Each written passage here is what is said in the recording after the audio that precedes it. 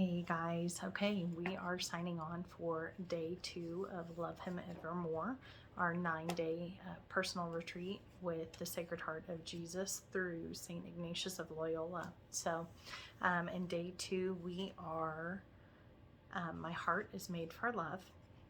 And again, Father Joe does a great job of just creating such imagery and transporting you into his world and what he is experiencing and what he is trying to tell us. And so he starts out when he is trying to discern the priesthood. He's going through all of these college classes. He's finding a pull, but hasn't identified his direction yet. And so I think that we all have experienced that in some point in our lives, but even more so with trying to discern our Catholic faith and trying to make sense of our Catholic faith, whether we are converting to the faith, whether we are cradle Catholics.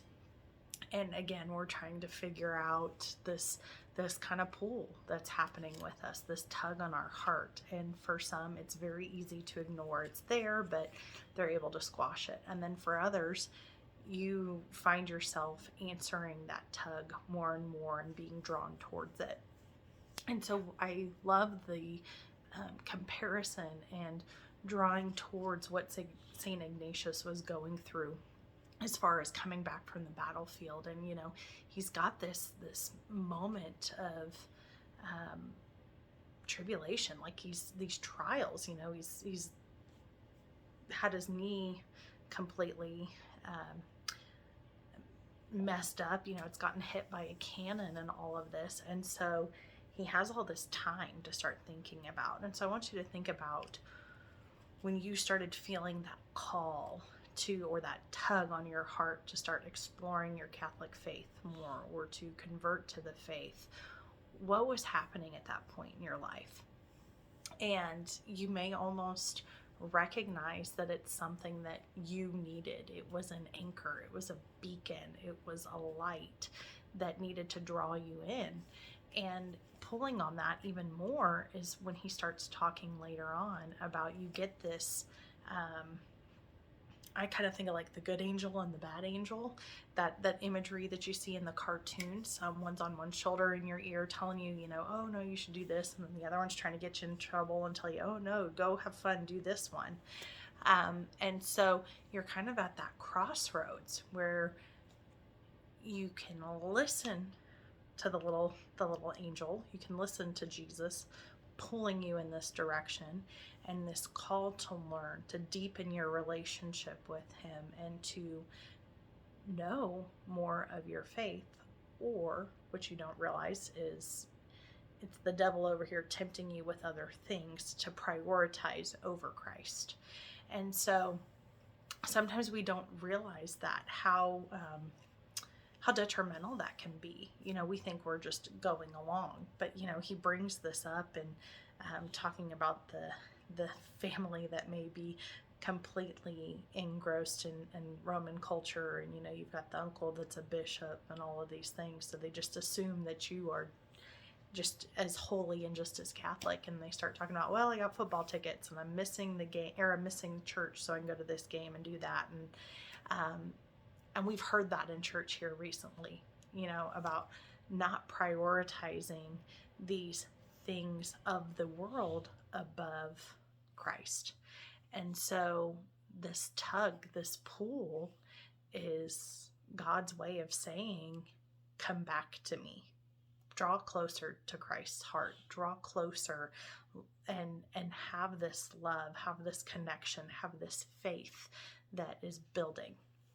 When we do that, that's what helps us in those times of weakness and those times of desolation, those times of grief, those times of sorrow, the times we're struggling. When we work on these things, that is what helps us pull us out of that pattern, or out of that feeling, that lost hope, and in turn where the devil wants us to go. And so I think that by increasing our faith, by engrossing ourselves and these things, immersing ourselves in learning more and learning how to recognize these thoughts and feelings, and how do we approach them? What do we do with them? And one thing my grandmother has always said to me that stuck with me is, nobody can make you feel a certain way. You have complete and utter control over your own feelings and how you react to things. And that sat with me, but it pertains perfectly to this day, this study that we're doing right now, because you have the power, you have the control. But think of how much more power, how much more control you have when you have Christ in your heart, when you have God on your side to help pull you in that direction. And especially when those times get too tough to do it on your own. You know that you need it, but you don't know how to navigate it. And that's where really just growing in your spirituality and trusting in Jesus and growing in your faith, that is what's going to help you through those tough times. And so I love how we go back, and he talks about our questions for this and exercises. Reflect on some patterns in your spiritual life. In your journal, turn to a clean page. On the top of the left page, write Christ's words of truth and love. Jot down images, words, and people that Christ uses to bless and console you. These may be words you see in the Bible or hear at Mass. Some may be the graces and blessings you have experienced. The example he gives is, I'm made in the image of God. God is my true Father, and Christ is my shepherd, my grandparents, my children. And so really reflecting on what is going to give you that joy, that inner peace. And so those items, and what can you reflect on in those hardships, in those moments that can kind of center you and bring you back. And then the second one is on the top of the right page, write lies of the evil spirit. Jot down some of the temptations, half-truths, and accusations that the devil uses, like arrows shot at your heart. These will be very familiar, like, I'm not good enough. The rules don't apply to me. Many of these statements will be irrational. Others, such as God won't forgive me, will directly contradict Christian teaching. We want to notice these evil lies and guard our hearts with the shield of faith.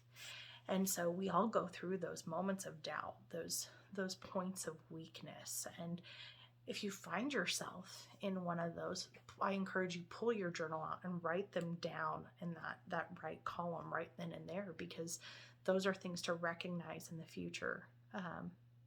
Almost like a warning sign, and where it's taking you, and how do you draw yourself back over to the left side of the page? How do you bring yourself to those things that are going to console you, the things that are going to bring you joy, and really relying in Christ? And then the third, what helps me when I'm in desolation? Jot down a few specific actions, a favorite prayer, good habits, taking a walk, talking with a faithful friend, and so forth. For me this year, it has been the rosary. That has been my saving grace. And when I feel like I don't know what to do or where to turn or what to say, I feel like the rosary says it for me. And so think about those things that you turn to, those regular ways that you look for that consolation. And also maybe think of new ways. Maybe, for me right now, that's it. That's my go-to. But I know that there's other things that I can grow in, other tools and other resources that I can build upon outside of just the rosary. And so that's something I'm going to work on, is what are my other options? Because I think the more tools that we have in our arsenal, just better equip us. So I hope you guys love day 2. Have a great time reflecting on your thoughts, and I'll see you tomorrow.